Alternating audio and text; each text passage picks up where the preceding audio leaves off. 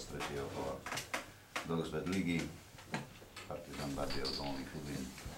Zápas s množstvom gólov, ešte väčším množstvom možno šanci. Nechám hodnotenie na vás, páni tréneri. Hostia, pán Šiman, nech sa páči. Tak my sme chceli niečo uhrať. Bohužiaľ, začali sme veľmi špatne, prvých 15 minút mal super 2-3 príležitosti. Nakoniec dostali iba jeden gól. Podarilo sa nám takým šťastným gólom, či už vlastným, alebo ako to je na videu, to sa ukáže, vyrovnať. Potom sme mali veľmi dobrý úsek hry. Bohužiaľ, za hrubá individuálna chyba nás pripravila, aby sme aspoň do šatien išli za remízového stavu. V druhom polčase sme chceli neinkasovať. Mali sme tam dve dobré príležitosti, kedy dvakrát Kliment, prvú hlavička išla vedľa, druhú mala riešiť obídením brankára. No a potom nás super potrestal po hrubých individuálnych chybách hráčov a už potom od stavu 4-1 to bola exhibícia pre domácich. My sme sa ešte stále snažili, chceli sme hrať futbal, čiže myslím si, že futbal sa divákom musel páčiť. Super bol jednoznačne lepší, mal tých príležitostí ďaleko viac, ale aj my sme sa pokúšali o nejaké príležitosti. Ťažko sa hrá vonku, alebo ťažko sa hrá podľa taktického nejakého zámeru, keď už v 10. minúte prehrávate, potom celý taktický zámer padá a musíte sa prispôsobiť situácii, aká je na ihrisku. Ja ešte raz gratulujem superovi jednoznačnému víťazstvu. Sympatické bolo, že ste naozaj neprišli do Bardejova s 9 hráčmi na 16 a zabetonovanou obranou, ale že tie pokusy aj smerom na superovú bránku boli evidentné. Tak ja považujem Bardejov medzi 3 najlepšie družstvá súťaže. Ja to poviem otvorene, my sme mali veľmi ťažký začiatok súťaže v Košiciach, aj keď sa dalo niečo urobiť, ale Prešov a Bardejov boli silní súperi. Možno, že sme chceli vychádzať, to povie dneska každý tréner, že chce vychádzať do bezpečnej obrany, ale keď v 10. minúte prehrávate, tak nemôžete už brániť. Môžete brániť výsledok 1-0, ale ako je tretie kolo súťaže, tak ako to nemá zmysel v tejto fáze súťaže. Takže my sme sa chceli pričiniť o kvalitu zápasu. Super samozrejme bol znova efektívny, tak ako pred týždňom Prešov u nás. Rasto, doslova taký hurikán v úvode, množstvo šancí, množstvo nepremenených šancí, je pravda, tých gól, ale potom prišiel vlastenec alebo nevlastenec a ostali sme stáť.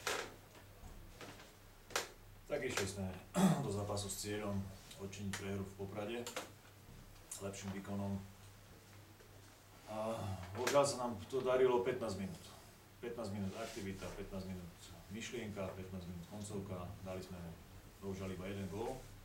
A super, dá sa povedať, bol druhýkrát na našej polovici a z ničoho nič sme si strelili vlastný gól alebo nejaká tečovaná lopta. Úplne zbytočná herná situácia, ktorú sme podcenili a dostaneme gól.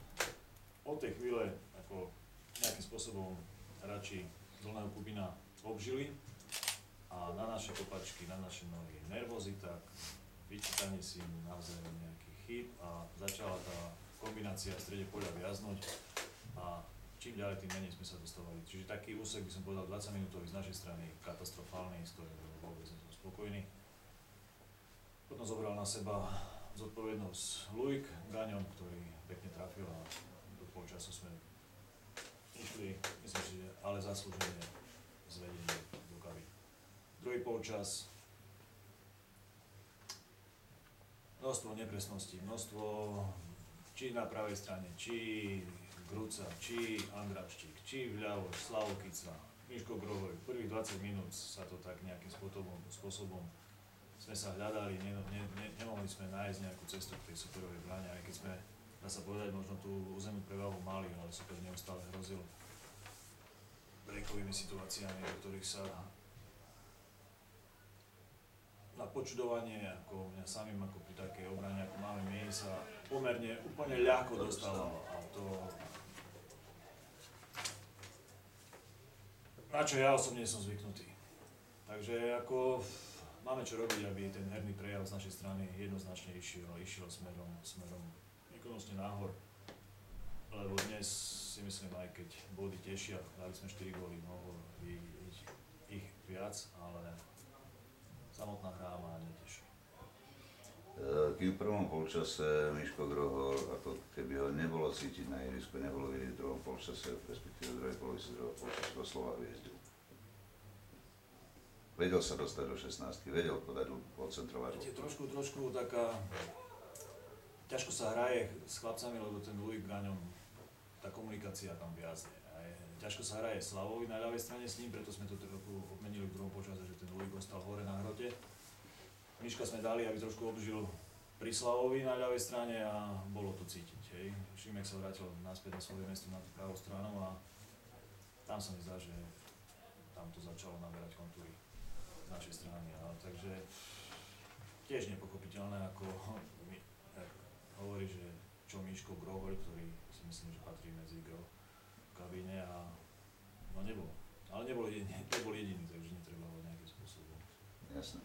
Jediná škvrna možno na zápase, to je striedanie Lukáša Zapotoku. Čo sa vlastne stalo? Lukáš sa pýtal dole, tak bol striedaný. Nechal som ho ešte nejakých 10 minút dlhšie, necelých. Čo sa udialo pod tribúnou, neviem. Nedal gól, išiel sám na bránu, chcel to umiestniť, aj sme rozprávali pred zápasom, že Trabalík už tu pred 2 rokmi nám tu predviedol brankárskú školu pri tých centrovaných vysokých loptách, kde všetko pozbieral. Aj dnes ako jedným z našich bolo cieľom, aby každá jedna lopta išla smerom po zemi. Chcel to dať, skočila mu, bol nahnevaný sám na seba, nestrávil možno nejakú kritiku z tribúny. Čo sa udialo ďalej, ja som nevedel, takže my si to vyhodnotíme. Ja sa pána trénera opýtam, z Dolného Kubína postavili ste tu 7 hráčov, 20 ročných a mladých. Čo tým sledujete v tej súťaži? Pozrite sa, dneska sa vo všeobecnosti vraví, že teda dať mladým hráčom príležitosť. Kubín nie je také družstvo, ktoré má dostatočne. My máme starších hráčov, my máme tu os, máme sa Trabalík, Čučka, Dren, Bubiak, Sány, to sú všetko nad 30 rokov, čiže tá stredová os, ak sa vraví o futbale, by mala byť vždy staršia. Sú to všetko mladí chlapci, perspektívni, ktorí hrali dorasteneckú ligu, či už v Ružomberku, v Banskej Bystrici, Slovane, Bratislava, takže ako my iných hráčov ani nemáme. My to chceme postaviť na tej strednej osi, že tam ten stred osi je tých skúsených a okolo toho musia tí mladí hráči. Mňa mrzí iná vec, že my sme v podstate 3 zápasy hrali takýmto spôsobom, doma s Prešovom, či vonku v Košice, alebo dneska tu, kde sme chceli hrať futbal. A hrubé individuálne chyby vytvárame, čo je logické u týchto hráčov, ale my už musíme tento 4. zápas doma s Rímavskou Sobotou už nepozerať sa na to, ako hráme, ale vyhrať ho, pretože začne pomaly ísť fetiš bodov a preto, ale ako my iných hráčov nemáme. Pána Kisu sa opýtam, že či si nemyslíte, že by bolo lepšie, ako keby od začiatku nastúpil na miesto Lukáša Zapotoku niekto z domácich odchovancov, aby sme sa priblížili tej mládeži z Dolného Kubína. Keď som dobre počúval, nie je to mládež Dolného Kubína, poprvé. Sú to chlapci Ružomberok, Slovana, ako z okolice. Stiame do toho vstúpim, sú to naši odchovanci, čiže kto by boli tam, tak by som to ja troška opustil. No Lácko vyrastal kde? V Ružomberku alebo v Dolnom Kubíne? Tak Lácko je jediný, to je špecifika. Kolovedy kde vyrastal? Kolovedy vyrastal v tak Kubíne. ako dobre, no. No, dobre. Ako nebudem sa tu teraz, Ale nie. sa budeme naťahovať, či Lukáš Zapotoka má hrať alebo nemá hrať. Takže je to marketa nás trénerov a v kabíne. Dnes dostali príležitosť, ako po dlhšom zranení nastúpil Berecký. Ako po dlhšej dobe trénuje už 2 týždne a hodnotie jeho výkon. Za tých 25 minút alebo za 30, ja som ako nespoznával. Ďalší, ako Kubo Pavlík, Jano Guľa, to sú tiež ako mladíci, ktorí možno dostávajú menej príležitosti, ale ja necítim nejaký tlak, aby z ich strany, že oni chcú hrať v tej základnej zostave. Takže... A nebudem ako ďalej o tom polemizovať s vami, pán Šterbík, že či ten alebo ten, dobre? Ale budeme. Nie, nebudeme. Pretože vy to robíte pre divákov, ten futbal. No jasné, to je mi jasné. A pre tých hráčov. Keďže tu nastúpi 95-ky, 94-ky, 6, 7. Prečo my nenastúpime s takým istým? My iných nemáme, takže ako, sa ja ako sa zastanem. Kedy majú dostať šancu? V Novej Vsi alebo kde? V útorok hráme pohár slovenský Tisovci, tak tam niektorí dostanú šancu. Myslím si tak ešte obrana Ja si myslím, že kľúčová bola taká obrana brankári. Dnes brankári potvrdili svoje kvality, Molčan bol jedničkou, ale Trabalíkovi obrancovia nepomohli. Tak tam bola napríklad pri prvom gole bola hrubá chyba ľavého obrancu, to nemôže riešiť hlavou malú domu, hej, brankárovi. Keď si zoberiem druhý gól, ja stále nebudem hodnotiť obrannú štvorku, keď my stratíme čistú loptu v strede pola.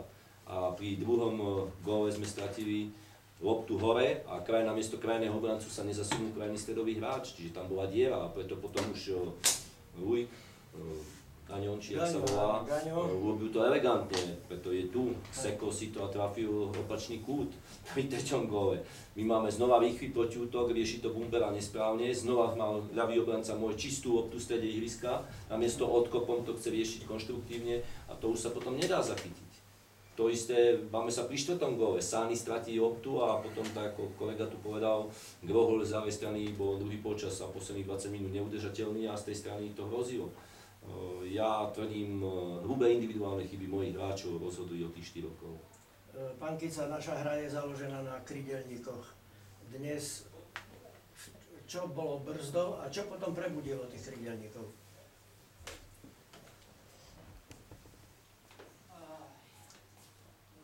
Čo bolo brzdou? Tak ako prvý polčas nebolo svoje koži Miško. Nedostal sa od začiatku možno hej, v tých prvých 10 minútach, ale potom nejakým spôsobom z hry odišiel.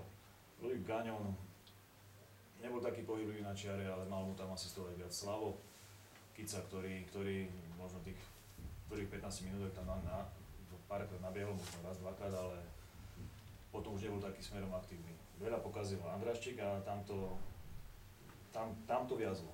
Takže potom pri tom preskupení radov, že prišiel tam Gruca a Miško Grohol išiel na opačnú stranu, tak si myslím, že tam to bolo už v poriadku. Ešte jedna otázka, veľmi kratučko. Mladý Revák, prezentoval sa premiérovým gólom, dá sa povedať. Tak som rád, že ako sa strelecky uchytil.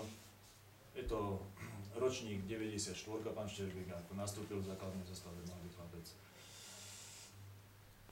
Potrebuje ešte nejakým spôsobom sa tu udomácniť, ale si myslím, že mal by byť Prínos? A potiahnuť aj tých ďalších našich mladých výkonnostných smerom. Ďakujem pekne. Ďakujem.